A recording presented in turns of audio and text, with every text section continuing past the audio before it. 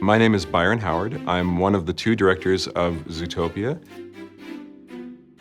There were many, many other animal films that had been done before, and so we asked ourselves, how are we going to make this one different? And so we did about 1 year of research into what makes animals amazing. We went to Kenya and went on safari for 2 weeks, out in the middle of nowhere among dangerous animals.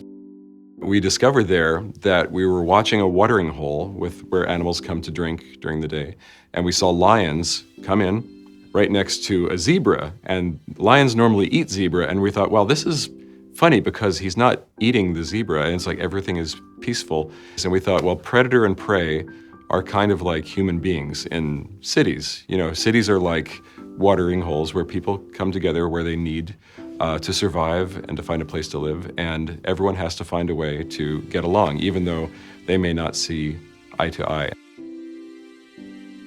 We had a version of the film where Nick, the fox, was the protagonist. But the problem was, because Nick is a cynic and had grown up in a city that had beaten him down and had mistreated him, the audience didn't like the city very much. And we're gonna flip the whole movie upside down and make Judy the main character.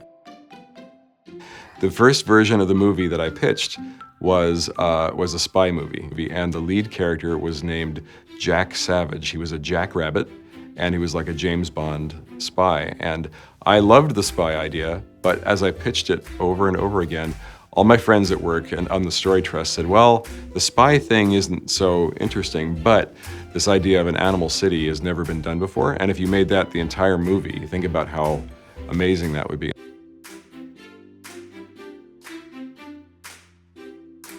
We did talk to many, many experts around the world about animals, because sometimes we have a character and we don't know what animal we're going to use. Mr. Big, who's the gangster, is a good example.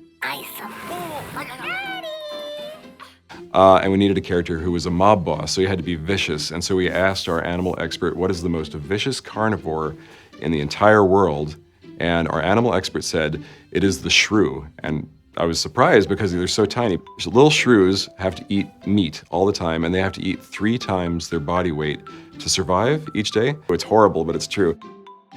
Flash is very popular all around the world, and I think it's because everyone in the world can relate to waiting in long lines. Everyone has been very frustrated. HD03. H? D03. But Flash is actually, he's the fastest one at the DMV, which is incredible. 0. 3. We studied a sloth in Los Angeles named Lola, and Lola is very slow. She only eats like 1 little banana per day, and she sleeps all the time.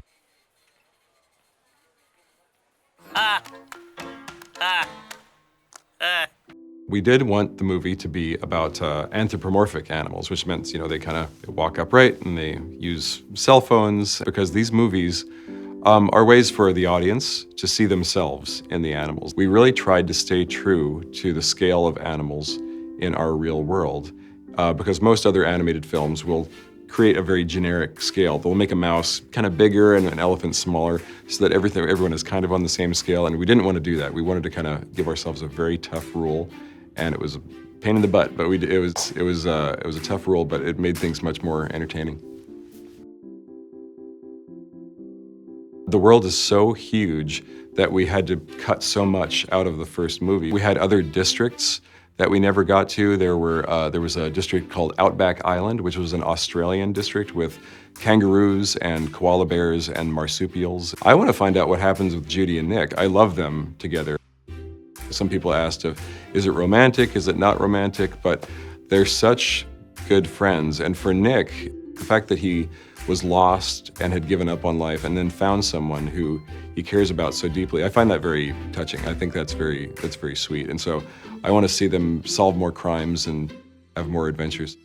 I do love animals. I've had many pets over the years. I've had hamsters and snakes and gerbils, and right now I have 3 cats.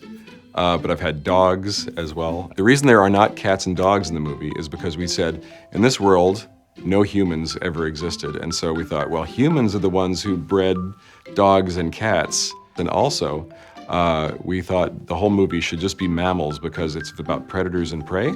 And when you get into reptiles and birds and fish, it gets very confusing. So for this movie, we just stuck to mammals. There are so many fun ideas in the movie, and most of them do not come from me. We have a big team of people who all pitch in really fun ideas. Like the recording carrot pen was one of them. With the train with the multiple scale doors, that was something that John Lasseter he loves trains. John Lasseter, our boss, loves trains. He actually owns a small steam engine in his backyard, which is crazy. And he said these public transportation systems, they have to be able to accommodate animals of all sizes. Like if humans came in different sizes, small, medium, and really large, they would have to have different doors. And so we made it a point to have the entire city be very comfortable no matter who you are, no matter what kind of animal you are, there's a place for you.